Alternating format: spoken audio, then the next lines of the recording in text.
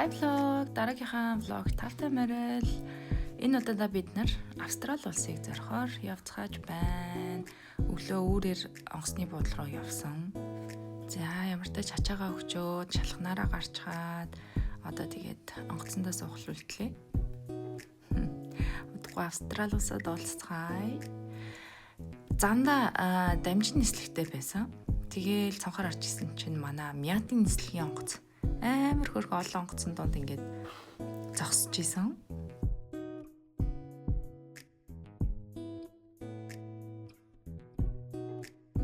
Ямар тач нислэгийн удаан хүлээгээгүй, нислэгч бас нэг удаан санагдаагүй.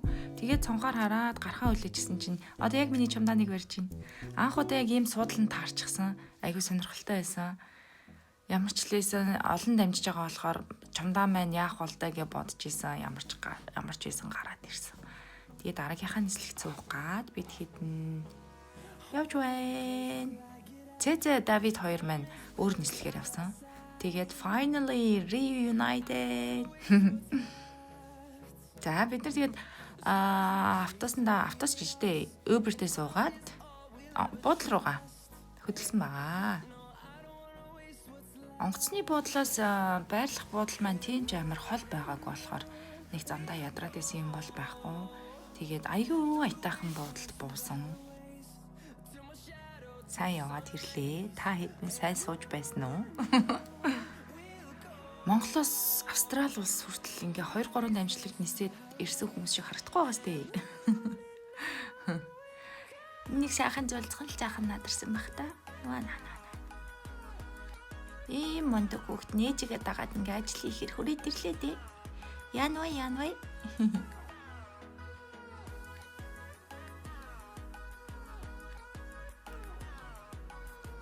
Welcome to my apartment.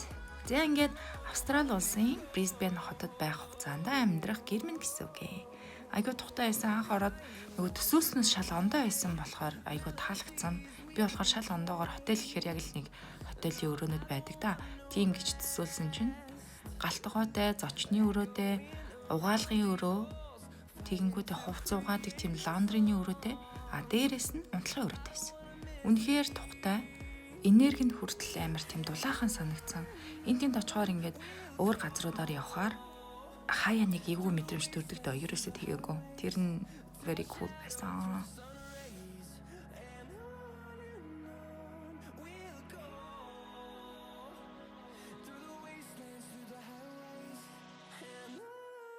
Бэлтгэлийн эхний өдөр биднийг ингээд автобусаар авч яваад яг ихээр бид нар яаж очихоо мэдгүй байрлаж байгаа газараас бэлтгэл хийх газар маань нэлээд хол зайтай. Тэгээд ерөнхийдөө бол бид нар ийм феригээр явах хэвээр. Феригээр нэг 30-40 минут явж байсан шүү. Нэлээд хол зайтай. Тэгээд бэлтгэлдээ орсон феригээр явхад их сонирхолтой байсан. Ерөнхийдөө Брисбен хотын автобус гэсэн үг. Эхний өдрийн бэлтгэл дуусчаад одоо ингээ гэртээ харах гэж явж байна. Hi Dolce, hi Bobby. Hi Darius. Цаана Darius энэ манай хилчин залуу.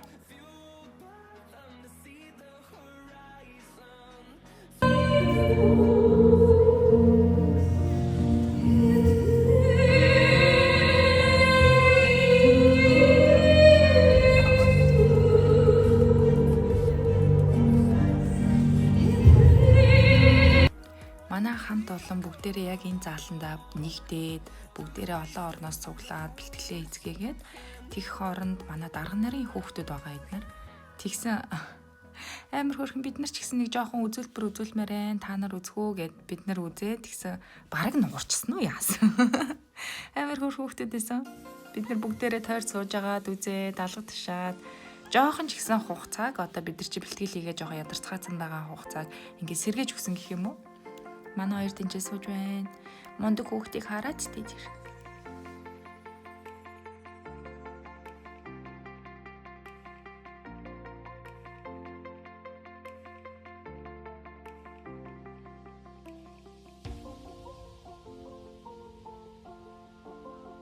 Өдөржингөө бэлтгэлээ хийгээд нэг зааланд байж агаад буцах замдаа энэ вивиг энэ одоо харуузыг харна гэдэг бол үнэхээр гоё байсан.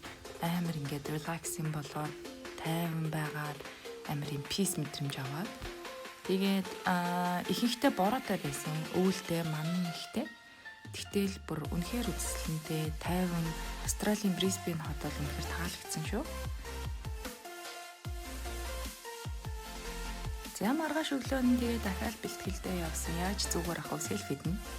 Энд ч одоо зураг бичлэг дурсам ч үдээ хэдэн жилийн дараа 10 жилийн дараа өөрийгөө хараад oh my god би чи юм амар залуухан байсан юм уу?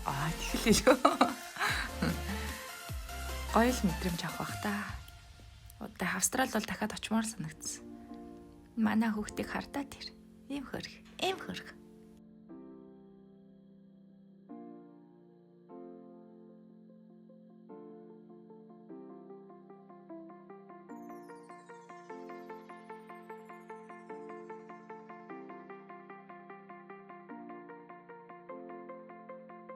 Та хэдэж яг цэцэрлэгийн хүүхдүүд ингээд суугаад юм хийж байгаа юм шиг харагдаж байна уу?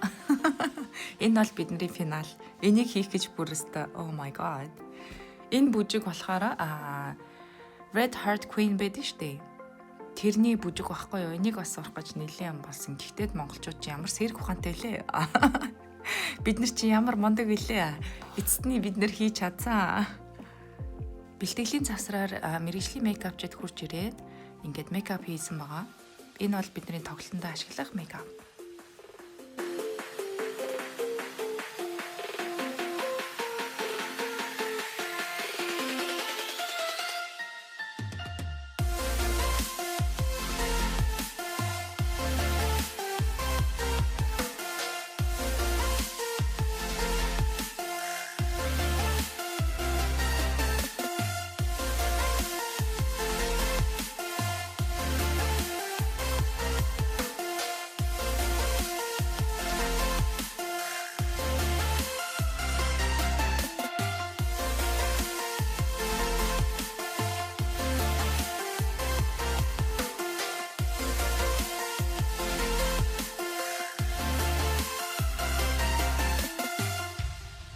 Тоглолтынхаа финалыг бэлдсээр л амархан юм шиг харагдж байгаа хэрнээ үнэхээр толгой эргүүлэм. Нэг тоо алдсан байхад, нэг хөдөлгөөн алдсан байхад тэгэл зүгээр дуус. Гэхдээ бид нар сүүл рүүгээ про болсон л доо. Манай choreographer амар мундаг залуу байгаа дэнгээд үнэхээр тоглолтыг бол best болгож чадсан хүн. Бэлтгэлийн дундуур safety ингээд induction ордог одоо янз бүрийн асуудал гарвал янз бүрийн тийм болохгүй юм байвал заавал хэлээрээ шууд ингээ гүрийгээд хийж болохгүй шүү safety first шүү гэд хэлдэг одоо аюулгүй ажиллагааны талаар ярилцдаг гэх юм уу. Эдгээр болохоор манай тоглолтод ашиглах пропсууд байна. Амар хөргмаз амар cute. Энэ нэг циркийн сургууль байсан. Ямар нэртэй байлаа яана нэрийг мартчихжээ. Бидний бэлтгэл хийж исэн 2 дахь газар. Эхлээд өөр газар байсан да. Энэ болохоор 2 дахь газар. Өмнөх хийж исэн циркийн сургууль гэх юм уу тэр бэлтгэл хийж исэн заал болохоор ямар ч юм агарын номер хийх боломжгүй тийм газар байсан байхгүй юу? Винч байхгүй. Энэ нь болохоор яг винчтэй яг тоглолтоо бүтэн хэмжээний явж болохоор газар байсан. Нэлээд том ингээ контейнераар хийсэн циркийн сургууль байсан шүү. Одоо та бүхэндээ харуулъя заяа.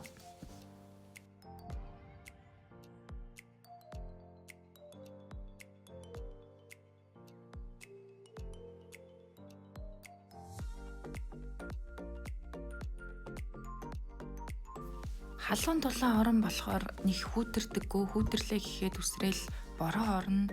Одоо монголчууд тийм цас ороод өвөл болдог биш болохоор контейнераар хүртэл ийм мундаг байгууламж бариад ингээд цирк сурах хүсэлтэй, циркчин болох хүсэл мөрөөдөлтэй хүмүүсийг бэлдээд гаргадаг гэхээр үнэхээр боломжтой, дээрээс нь улс нь тэднэрийгээ дэмждэг үнэхээр мундаг санагдсан.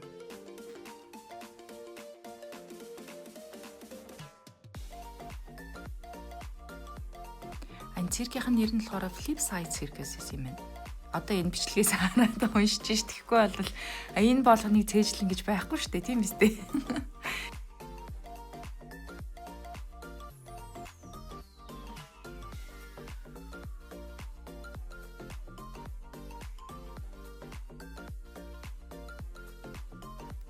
Өглөөний 6 цаг болж байна. Бид хэдэн нэг тийш явж байгаа. Хаашаа явж байгааг мэдмээр байна уу? Тэгвэл дараагийнхаа влогийг үзээрэй. энэ влог маань энэ хүрээд өндөрлөө. Үзэн та бүхэндээ баярлалаа.